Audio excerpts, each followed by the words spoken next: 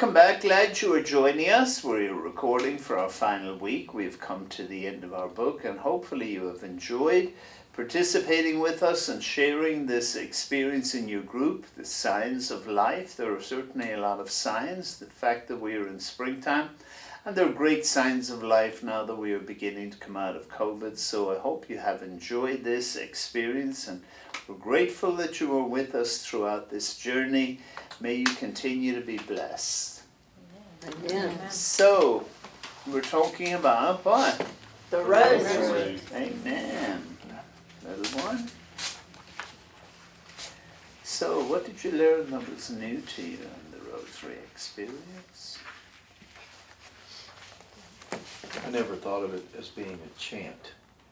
That's kind of how it started, that it gets you into meditation mode. But if you think about it, when you're doing stations, there is kind of a chant going on in between. You know, and it kind of gets you into that meditation. So I was unaware of that. But. Amen. And I've never thought about the Rosary works on a human level because it engages the whole person. I just haven't thought of that before, and I think that's really a neat thing. I love how he started the chapter with a verse from Luke, and then he said, every time we pray the Rosary, we fulfill that prophecy at least 50 times. And so I replaced "we" with "I," and just to think that I'm able to fulfill God's prophecy, you know, every time that I pray it, like, it's just in awe, you know. Yeah, I think it was good for me to hear him say that there was no such thing as saying a bad rosary, you know, because I'll be honest, I've been, in situations where, people are playing the rosary and they're saying it so fast, and I was like, gosh, are they, getting anything out of it? And it was good for me to hear that you're supposed to do it that way. I didn't realize you were supposed to do it that way as far as getting it in that. You're not really supposed to be thinking. You're supposed to be, like you're saying, that meditative state. Yeah, I think I said stations and not the Rosary. You did. But, But I change think that. it's supposed to be rote almost, so that you're not really concentrating on the words you're saying, you're concentrating on the mystery that you're celebrating or praying. Yeah. I mean, it was lovely freedom in that, hey, just going through the beads is a holy action, and like Jennifer said, hey, it's consuming the whole person. It's the fingers, the fingertips, it's the mind, it's sensory. Oh, my mother says that if you don't finish your Rosary, the angels finish it for you. Oh, Amen. that's so Amen. sweet. I've never heard that. That's beautiful. Yeah. Angels again. Absolutely. I loved it, the part where he said the Rosary works best when we stop working, when we stop multitasking and abandon ourselves like children to the time we're spending with our mother. That's beautiful. It is beautiful, you're right. Oh, that was beautiful to me Powerful. because I could actually see that I, when I'm praying the Rosary, I feel like I'm kind of climbing up into Mom's lap. So It's good. It comforts you. it's very much comforting.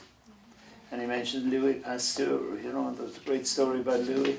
I mean, and appropriate this time, he was the one who discovered the vaccination, the whole vaccination system and how to, one of the many things that he accomplished. But he was traveling on the train near Paris sometime, and some young guy was across from the carriage, and he was cutting up and laughing and saying, "Oh, come on, old man, surely you don't believe in that foolishness." And he said, "Son, I do." And he talked to the lad for a while, and turned out they had a great conversation.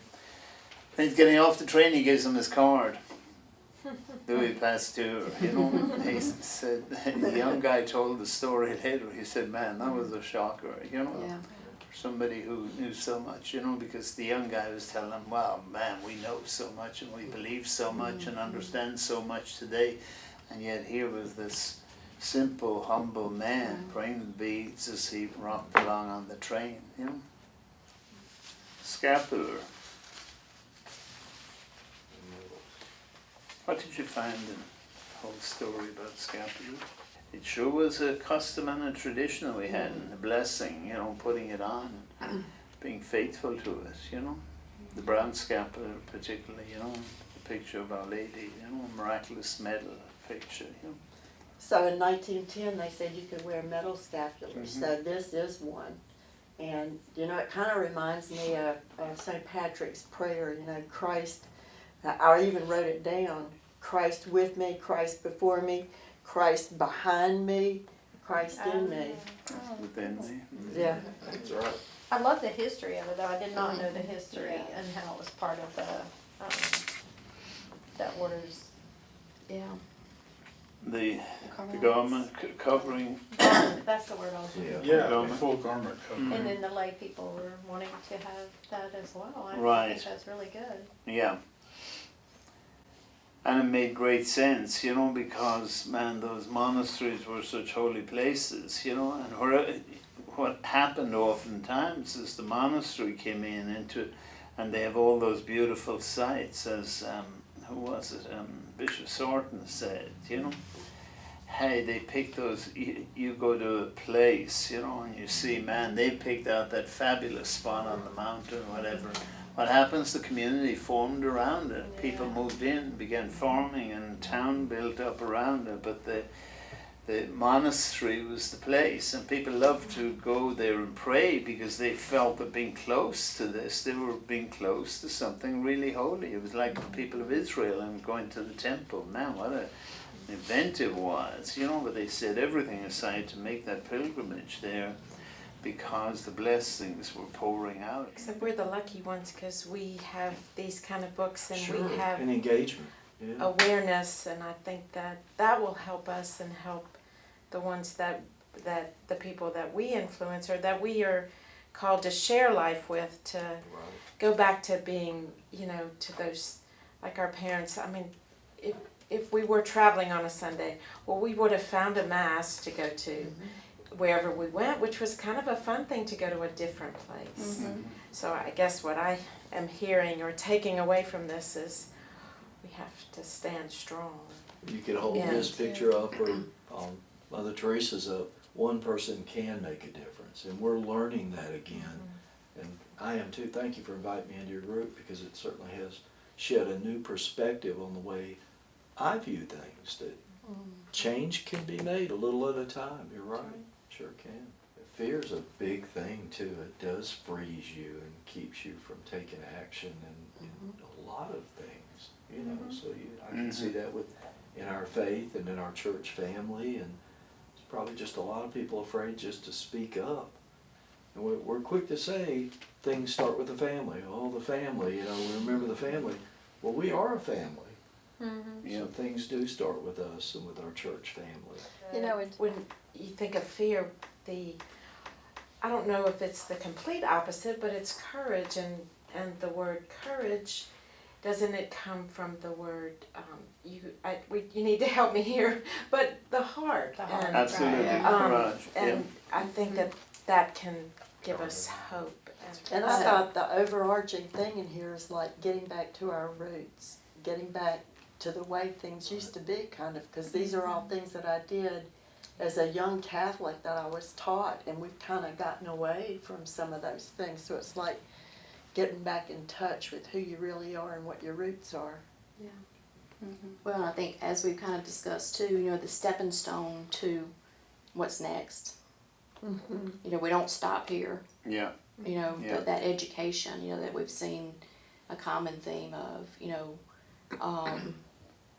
how do we pull these traditions and all this kind of stuff into the future and get over that fear and Great go point. more to the courage and the love and everything. So I think it's got to be a continuum.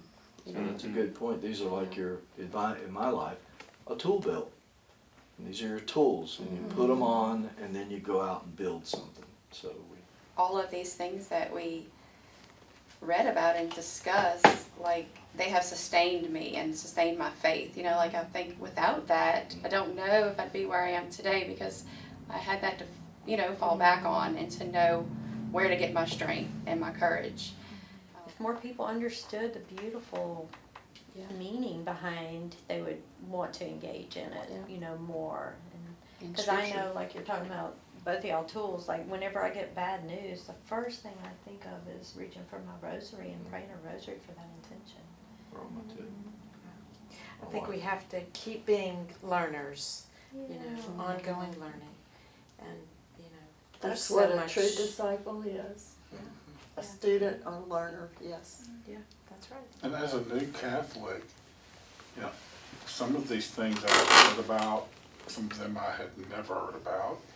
And I still have people asking me, well, what is it about the Catholic Church that you like? And so, you know, and they have questions about these things. Well, now I have a source that I can say, look, this book is so good, and it explains so much. It has helped me to understand more about why I'm glad that I'm a Catholic. I love it, that's great. I That's love very it, that's fun. great. Add to that Scott was not a Catholic. Yeah. So here you've got somebody who's so passionate about these things that we grew up with, that picked it up, and that would help a lot of people that have questions, I think, to know that he was not, you know, cradle Catholic type thing. Very good. Well, hey, thank you all for joining us. We're very glad to have you tune in, and thank you for taking time to tune in on these videos during the weeks of Lent. We hope that you benefited from it just as we did. I know here at the table, yes, we all benefited from the experience of sharing this and sharing signs of life, and we hope that those signs continue to flourish as we move now into the summer and into a time of hopeful refreshment and engagement and participation.